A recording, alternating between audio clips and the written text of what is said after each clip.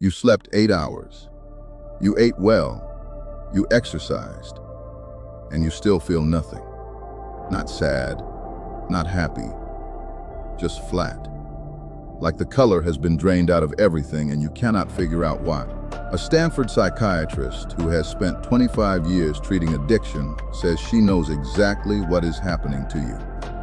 And it has nothing to do with sleep, diet, or depression. It is a chemical your brain is drowning in.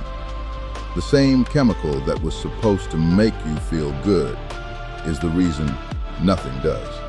Her name is Dr. Anna Lembke. She is a professor of psychiatry at Stanford University, the chief of their addiction medicine clinic, and the author of over 100 peer-reviewed papers on what happens when the human brain gets too much of a good thing. Her book, Dopamine Nation, begins with an image that changes how you understand your own mind. Imagine a balance, like a seesaw on a playground. One side is pleasure, the other side is pain. When you experience something pleasurable, eating something delicious, getting a like on a post, watching something entertaining, dopamine floods your reward pathway, and the balance tips toward pleasure. You feel good. But here is what most people do not know. Your brain does not want the balance to stay tipped. It craves equilibrium. So the moment the balance tips toward pleasure, your brain immediately begins pushing it back, not just to level, but past level, toward pain. This is called neuroadaptation. Lembke describes it as little gremlins hopping onto the pain side of the balance to restore equilibrium. That is why the second episode is never as good as the first. Why the third slice does not taste as good as the first. Why checking your phone 80 times a day still leaves you feeling empty. Your brain is compensating. And every time you reach for another hit of pleasure to fix the dip, the gremlins multiply. The pain side gets heavier. Your baseline drops lower. You need more just to feel normal. This is not addiction in the way most people understand it. This is the default operating system of every human brain alive, and modern life has hacked it wide open. Lembke puts it bluntly. She calls the smartphone the modern-day hypodermic needle, delivering digital dopamine 24 hours a day, 7 days a week, for a wired generation. Consider what your grandparents had access to for dopamine. Food, which required effort to prepare. Social connection, which required physical presence.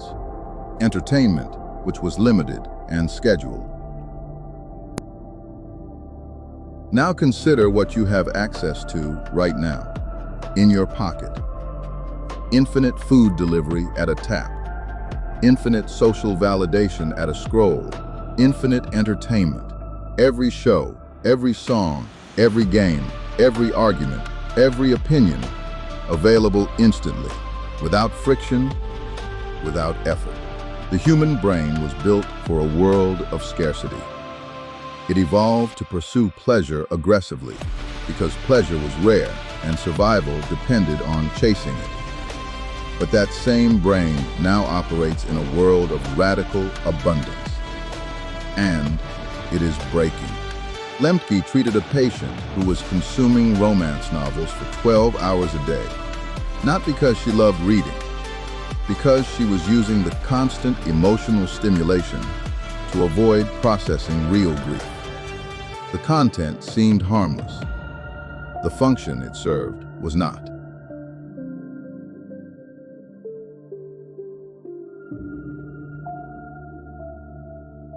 By the time she sought help, she had lost the capacity to tolerate ordinary emotional quietness. Normal life was too flat, too boring. She needed the constant stimulation just to feel anything at all. Another patient was a physician, a doctor who understood the pharmacology of opioid addiction perfectly. He knew exactly what the pills were doing to his brain, and he was powerless to stop. The knowledge did not help, because this is not about willpower. It is about a balance that has been tipped too far for too long. Here is where the science gets alarming. When you chronically overstimulate your dopamine system, your brain does not just return to baseline, it drops below baseline. Lembke calls this the dopamine deficit state. In this state, you feel anxious without knowing why. You feel irritable for no reason. You feel tired despite sleeping. You feel a low-grade sadness that does not match your circumstances.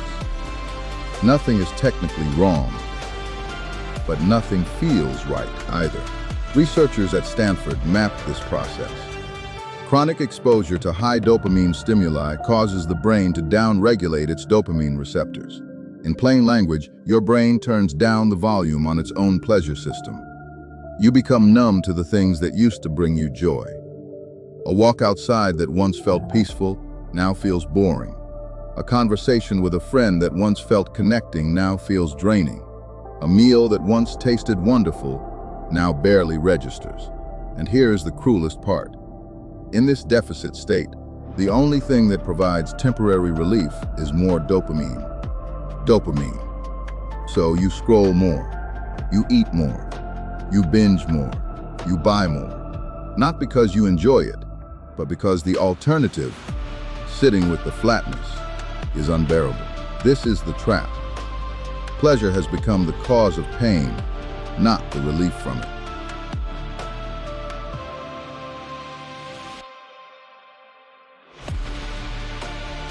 Studies on laboratory mice showed that when their dopamine systems were depleted, they lost all motivation.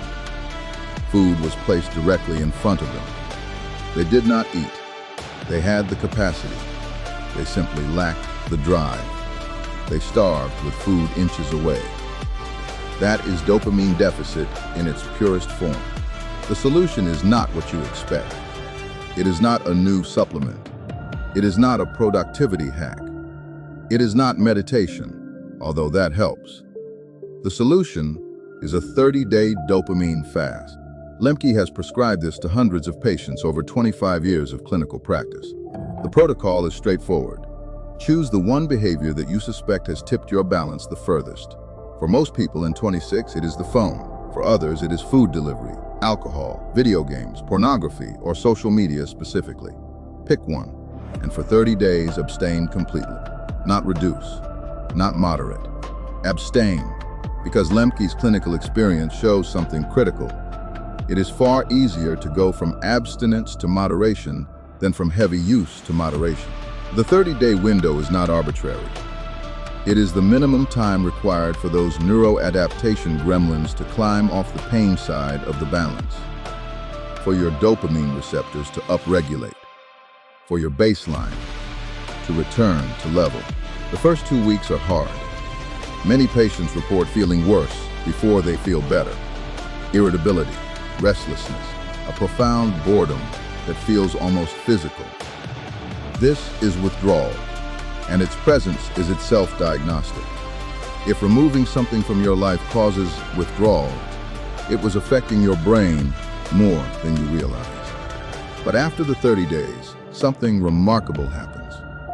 Colors look brighter. Food tastes better. Conversations feel richer. The capacity for simple pleasures returns.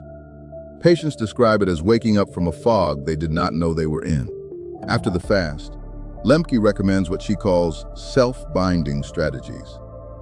Chronological binding. I will only use this on weekends. Categorical binding. I will use this tool but not that feature. Physical binding. I will keep it in a different room. These are guardrails, not willpower. They acknowledge that your brain will try to tip the balance again, and they make it structurally harder to comply. You do not need to start a 30-day fast tonight. Start with these 3 micro-practices from Lembke's clinical work. Practice 1, the first hour rule. For the first 60 minutes after you wake up, do not touch your phone. Not to check the time, not to see notifications, nothing. Your brain is most sensitive to dopamine in the first hour of waking.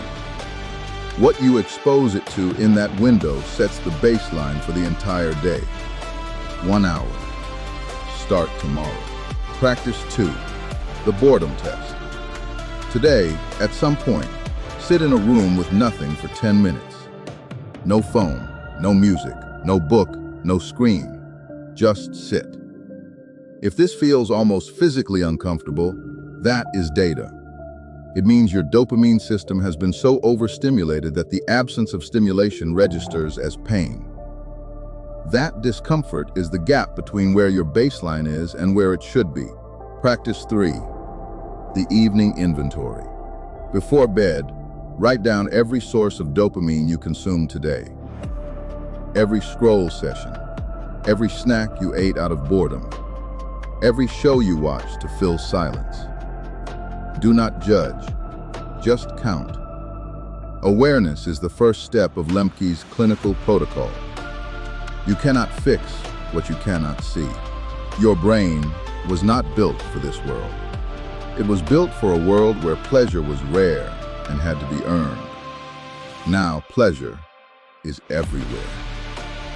Free, instant, and infinite. And the organ that was designed to pursue it is drowning in it. The solution is not to eliminate pleasure. It is to restore the balance, to earn your dopamine instead of stealing it from a screen, to sit with boredom long enough for your brain to remember what stillness feels like, to protect the first hour of your morning and the last hour of your night from the machines that were designed to hijack them. If this changed how you see your phone, your habits, or your energy, subscribe to this channel. Every Tuesday and Friday, I share the science and the stories behind how we actually think, feel, and function. No hype, no shortcuts. I built a journal for this exact practice. It is called the Digital Detox Journal. 30 days, 1 page per day. Track what you consumed, what you felt, and what you noticed when the noise stopped. Link in the description. I have linked Anna Lembke's Dopamine Nation below, along with 2 other books that go deeper into this science. All in the description. I'll see you in the next one.